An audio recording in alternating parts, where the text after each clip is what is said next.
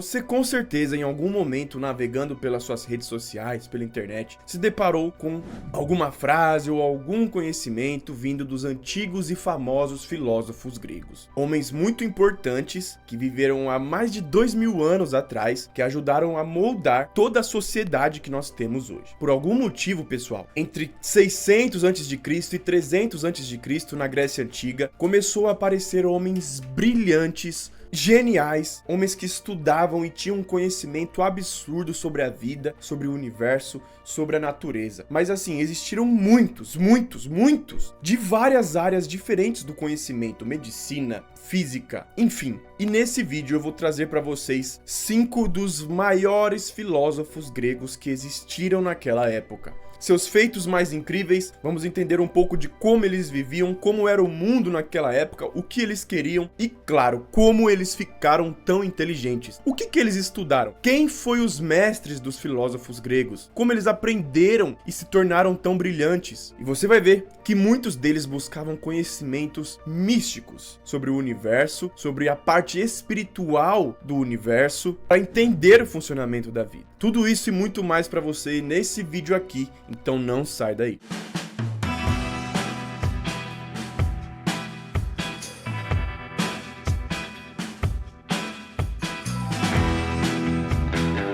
Olá pessoal, tudo bem? Sejam todos muito bem-vindos a mais um vídeo. O meu nome é Renato e é um prazer enorme ter você por aqui. Esse aqui é o meu Instagram, @orenatogeneroso. Me segue lá que eu tô postando vídeo e conteúdo também toda semana sobre alquimia e sobre outros conhecimentos que não são divulgados na grande mídia. Inclusive, se você gosta de história e de aprender um pouco mais sobre esses entendimentos que foram impedidos de ser disseminados ao longo do tempo, se inscreve no canal para não perder os próximos vídeos. Você vai estar me ajudando demais se fizer isso. Não esquece de deixar o seu comentário, tá? Assim que você acabar de assistir esse vídeo, me dizendo o que você achou. Deixa o seu like para me ajudar a fazer esse vídeo chegar a mais pessoas. Enfim, agora se acomoda, fica confortável e bora pro vídeo.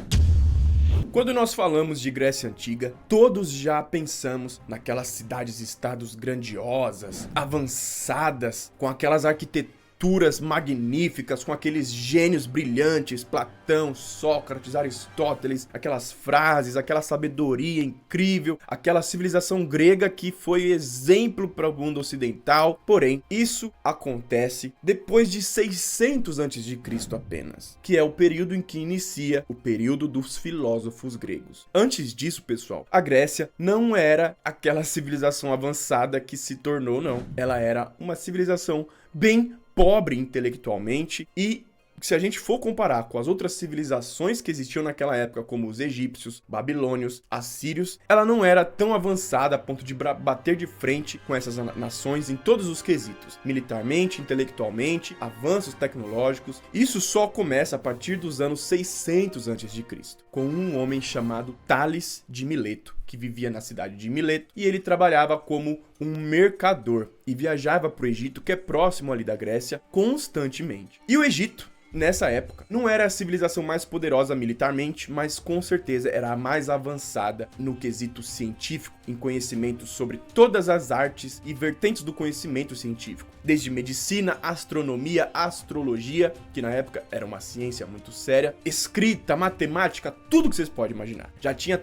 as pirâmides, tudo. Os egípcios já eram monstruosos. E segundo eles, todo esse conhecimento que eles tinham foi dado pelos deuses egípcios. Em especial, o deus egípcio Thoth, o deus da sabedoria divina do universo. Tales, viajando para o Egito, aprendeu esse conhecimento. Ele estudou com os sacerdotes egípcios, pegou esse conhecimento sobre o universo, sobre a natureza, levou para a Grécia, fundou uma escola e começou a ensinar esse conhecimento para os gregos. Esse conhecimento, ele foi chamado depois de filosofia hermética. Por quê? Thoth, o deus egípcio da sabedoria, na Grécia ganhou o nome de Hermes. Então, filosofia de Hermes, filosofia hermética, que ensinava um conhecimento para a pessoa que aprendia, e a pessoa que aprendia tinha um entendimento sobre a vida, sobre a natureza, sobre o universo, para que ela conseguisse entender as coisas que ela tinha que seguir para prosperar e progredir na vida. Então Tales, ele foi tipo o precursor da filosofia grega. Depois dele, muitos outros começaram a nascer e surgir na Grécia Antiga, que é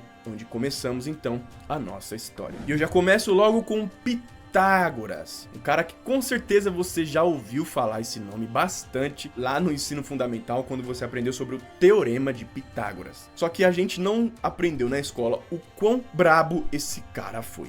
Ele nasceu numa cidade próximo de Mileto, com isso teve acesso ao conhecimento de Tales, da escola de Tales, e também dedicou muito tempo de sua vida em viajar por todas as civilizações avançadas do mundo. Dizem que Pitágoras viajou pela Babilônia, pelos Magyars da Pérsia e para o Egito, onde viveu anos por lá. Dizem que ele aprendeu egípcio do próprio faraó, aprendeu tudo sobre essa filosofia hermética, sobre esse conhecimento universal que os egípcios ensinavam, sobre a natureza, sobre o ser humano, sobre o mundo espiritual. Depois de anos viajando, ele funda uma escola e ensinava também essa filosofia hermética e esses conhecimentos mais místicos, que explicavam um pouco da parte espiritual que existe no universo. Ele popularizou um novo estilo de vida na Grécia. Todos os filósofos que eu vou falar daqui pra frente, que você já ouviu falar, estudavam a filosofia dos pitagóricos, que era a filosofia hermética de vida. Ele ensinava essa parte de conexão com o mundo espiritual que regia a nossa vida aqui na Terra, falava de uma energia suprema que existia dentro de nós, sobre os princípios espirituais do ser humano através da metafísica, falava de reencarnação, os aspectos divinos do ser humano, como eu falei. Foi o primeiro a dizer que o universo e o cosmos funcionam com base em um mesmo padrão que pode ser traduzido em números, em uma geometria sagrada, que depois, mais de 1000 anos depois, foi popularizado como a sequência de Fibonacci, ou o número usado por Deus para criar a Terra. Tudo no universo funciona com um formato de espiral, desde os furacões, ao movimento das galáxias, as digitais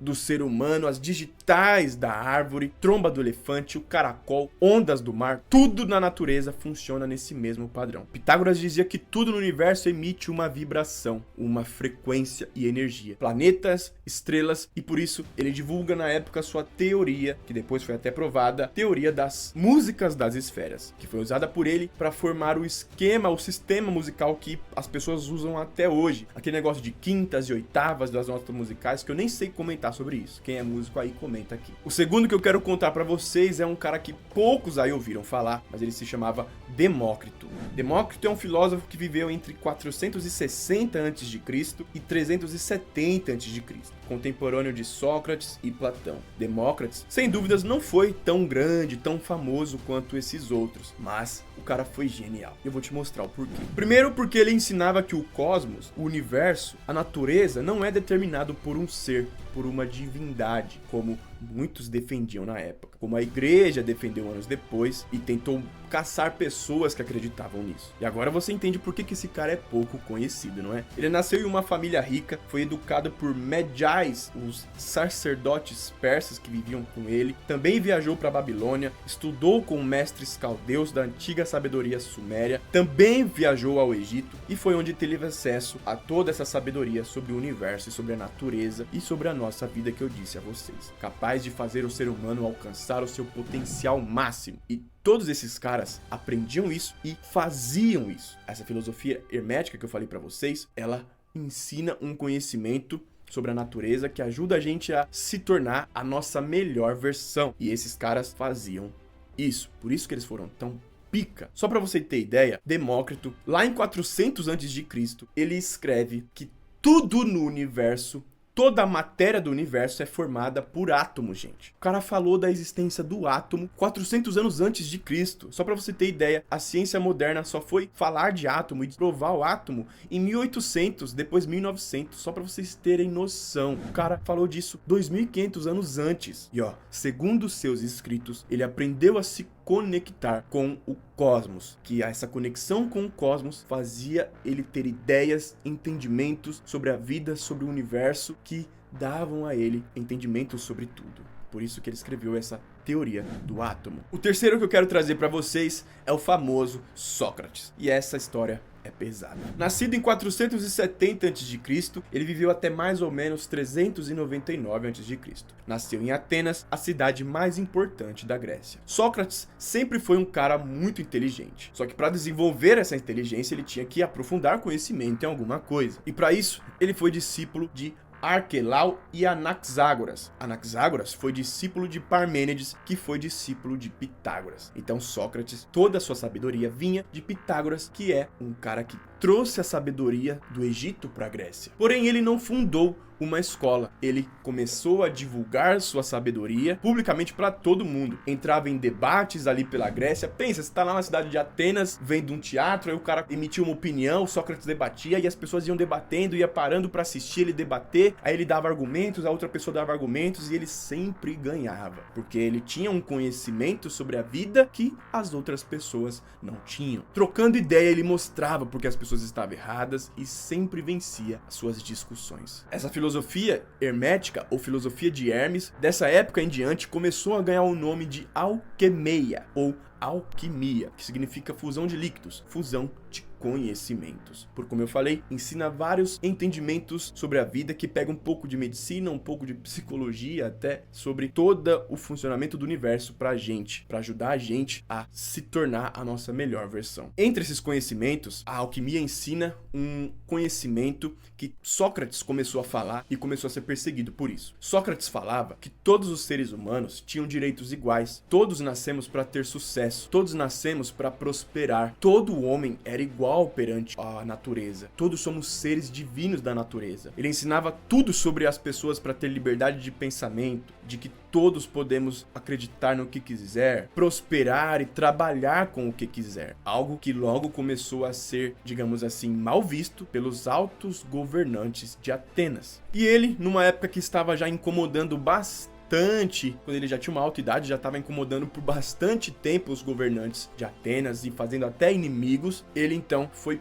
preso, acusado de corromper os jovens, acreditar em deuses diferentes, acreditar em forças diferentes dos deuses gregos e não seguir os costumes da cidade. Porém, ele não foi condenado à morte, porque isso ia causar uma revolta de tão popular e tão adorado que ele era pelas pessoas. O seu julgamento foi o seguinte: ou ele teria que perder a língua ou ser exilado e nunca mais poderia ensinar o que ele tinha de conhecimento, ou ele seria morto. E ele então, nesse momento, poderia escolher, e ele diz a seguinte frase, olha isso: vocês me deixam a escolha entre duas coisas. Uma eu sei que é horrível, que é viver sem poder passar meus conhecimentos adiante. A outra eu já não conheço, que é a morte. Então, escolho, pois, o desconhecido. Ele escolhe a morte. Ele fica preso durante 30 dias antes de morrer. Nesse momento, começa a receber a visita de vários amigos, inclusive de seu discípulo Platão. Os amigos tentam convencer ele a fugir, só que ele não queria fugir.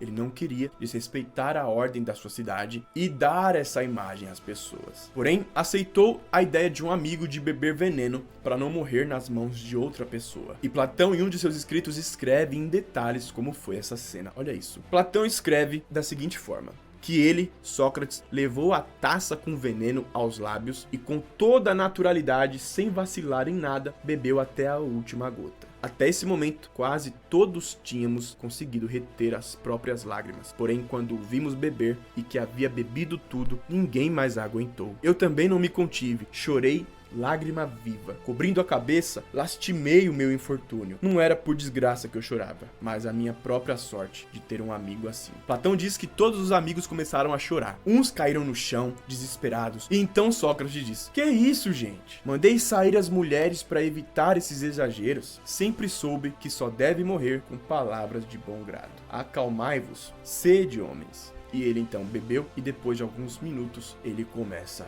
a apagar e um dos seus amigos fecha o olho dele. O segundo homem da lista é justamente seu discípulo, Platão. Sem dúvidas o mais famoso e o maior filósofo grego de todos. O cara era embaçado. Nasceu também em Atenas, onde viveu entre 428 a.C. e 348 a.C. Platão cresceu em uma Grécia que vivia em guerras, e em particular a Grécia da Guerra do Peloponeso entre Atenas e Esparta. Só que ele era jovem nessa época, um adolescente, e então não foi para a guerra. Alguns historiadores confirmam que Platão, assim como Sócrates, participava dos Mistérios de Eleusis. Era uma escola de mistérios na Grécia Antiga que ensinava esses conhecimentos que eu estou dizendo para vocês às pessoas. Por quê? Ensina esse conhecimento de liberdade de expressão, de que todo ser humano tem os mesmos direitos e pode pode progredir e ter sucesso, e isso não podia ser ensinado abertamente, mesmo numa Grécia que era democrata. Essa escola ensinava o conhecimento hermético, o conhecimento do antigo Hermes, o deus egípcio Tote. Platão vivia com Sócrates estudando sobre tudo isso, andando com ele, mas depois de sua morte, ele meio que se revolta e começa a fazer várias críticas ao governo de Atenas. Só que ele foi um pouquinho mais malandro, que quando a coisa começou a ficar crítica pro lado dele, ele deu linha dali, senão ia acontecer com ele o mesmo que aconteceu com seu mestre. Ele então vai para o Egito, onde muitos historiadores dizem que ele teve um mestre muito, digamos assim, importante por lá, um sacerdote egípcio, onde ele teve acesso ao puro suco do conhecimento egípcio de Hermes. Nesse momento que ele escreve alguns de seus escritos mais polêmicos, onde ele diz que os egípcios eram descendentes de uma cidade, uma terra distante que guerreava contra Atenas, que se chamava Atlântida, uma cidade que os historiadores dizem não existir, que é um mito, uma lenda, mas Platão escreveu sobre ela. A cidade perdida de Atlântida que até hoje ninguém sabe onde está, ou se realmente existiu. Platão também funda uma escola chamada Academia de Platão, onde ele ensinava toda essa filosofia hermética de vida às pessoas, proclamando a existência de uma ânima, uma energia única no universo que faz tudo existir e que está dentro de todos nós. Eles diziam que existem forças invisíveis fazendo as vontades divinas se manifestarem aqui na nossa Terra, algo que a ciência moderna já até provou com a força da gravidade e o eletromagnetismo, que são forças invisíveis que regem a gente. O quinto que eu vou trazer para vocês aqui é o discípulo de Platão, Aristóteles. Ele nasceu em 384 a.C. e viveu até 322 a.C. Nasceu na Trácia, filho de médicos, e com 16 anos foi estudar em Atenas, onde iniciou os estudos na Academia de Platão, onde conheceu seu mestre. Nessa época, Aristóteles também frequentava os mistérios de Eleusis, onde tinha acesso a esses conhecimentos que eu estou dizendo a vocês. Com tanta sabedoria, depois de aprender a filosofia hermética, ele então começa a se dedicar nas coisas que ele gostava, que é um dos pontos que nós aprendemos estudando isso. Eu sei que eu estudo e ensino. Depois, então, ele estuda biologia, física, metafísica, ou a espiritualidade, lógica, política, e em mais ou menos 342 a.C., ele foi escolhido pelo rei da Macedônia para ser o professor ou tutor do príncipe, um carinha chamado Alexandre, que depois foi famoso, se tornou Alexandre o Grande. Alexandre o Grande, ele então domina todas as cidades gregas, unifica todas as cidades gregas, algo que nunca tinha acontecido, e depois invade os persas e derruba o Império Persa, dominando a Babilônia, dominando todo o reino de Israel, o reino do Egito, a Pérsia, e nesse momento a civilização grega alcançou o ápice de seu poderio, de seus avanços tecnológicos, dominando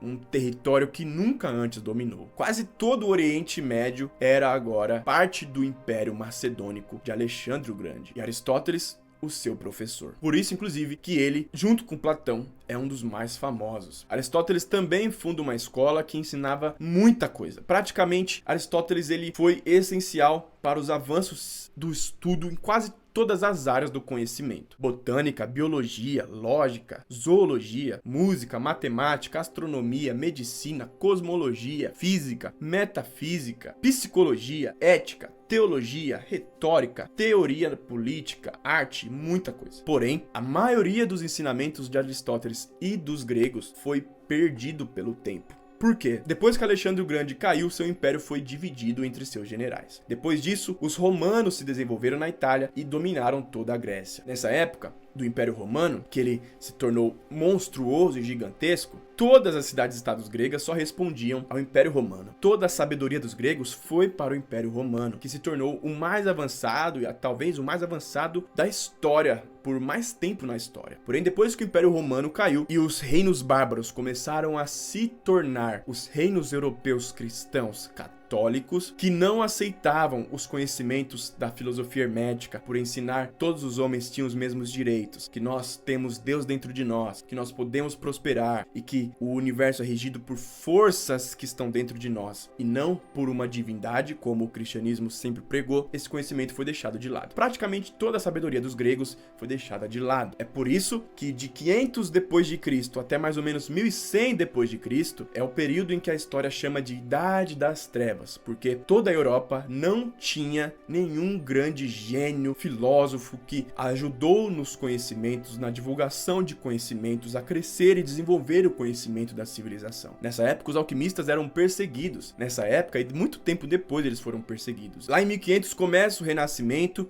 onde o ser humano europeu começa a querer resgatar os antigos ensinamentos dos gregos. Padres da Igreja Católica começaram a aprender, se rebelar, foram queimados, foram perseguidos e aos poucos, esse conhecimento antigo dos gregos, da filosofia hermética, foi voltando e a alquimia foi ressurgindo na Europa, fornecendo um entendimento às pessoas que estudam, que ajuda cada um a ter um entendimento sobre a vida, sobre si mesmo, sobre o universo e a natureza, que nos ajuda a entender tudo que nós estamos fazendo de errado, que está nos atrapalhando aqui na vida, que está nos atrapalhando de ser a nossa melhor versão, que está nos atrapalhando de entender o que temos que fazer para ganhar dinheiro. A alquimia ensina um conhecimento que ajuda a gente a olhar para a nossa vida e ativar camadas da nossa mente que nós não estamos ativando por vários motivos, por várias crenças que nós vamos colocando dentro da gente. E ativando essas camadas da mente, nós conseguimos nos conectar com ideias, ver novas possibilidades, soluções para a nossa vida, para colocar a nossa vida no trilho certo e ir em direção ao progresso. Algo que para a alquimia é o objetivo da vida, a transformação do chumbo em ouro, a transformação de nós como pessoas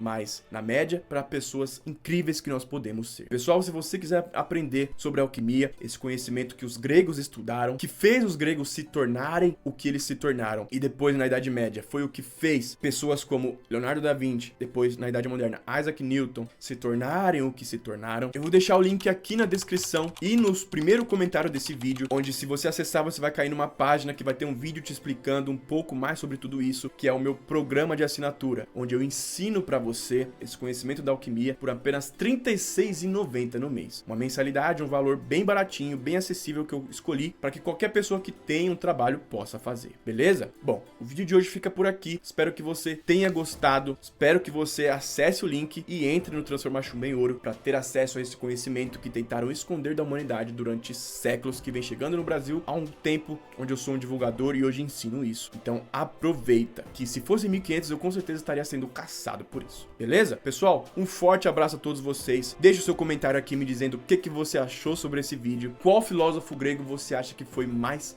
brabo? Me conta aqui que eu quero saber. Fechou? Um forte abraço a todos vocês. Tudo de melhor sempre para todos nós. Vamos para cima, vamos progredir, vamos ao progresso que nós merecemos. Tá certo? Obrigado por ter visto esse vídeo até o final e até a próxima.